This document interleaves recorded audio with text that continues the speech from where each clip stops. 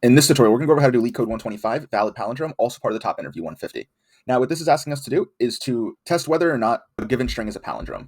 Now, for example, this sentence here, spelled both backwards and forwards, is the exact same or a palindrome.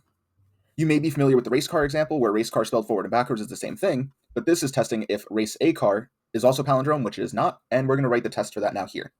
So what we can do is we're going to define cleaned, and we're going to use a method that I used in a similar video using .join, but what we're going to do is we're going to do c.lower, as c is our variable, and we're going to use .lower to make it lowercase. Now what we're also going to do is for c in s if c is all num. Now what the all num function does, it filters out any punctuation, spaces, etc. Now we're going to come down a line and we're going to return cleaned, and we're going to test if it's equal to cleaned but reversed, which we're going to set up here.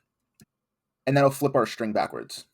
Essentially, we're just testing to see if backwards and forwards are the same or palindrome. We can run this. I realized I forgot to put a period here, so we can add that, and we can run this again. Now we can see it's accepted when I actually type it out correctly, and we can scroll down and see why. And we can now try submit. And you can see it's relatively good for runtime, but not as great for memory. Now that's how you can solve LeetCode 125 Valid Palindrome, and I hope it helps.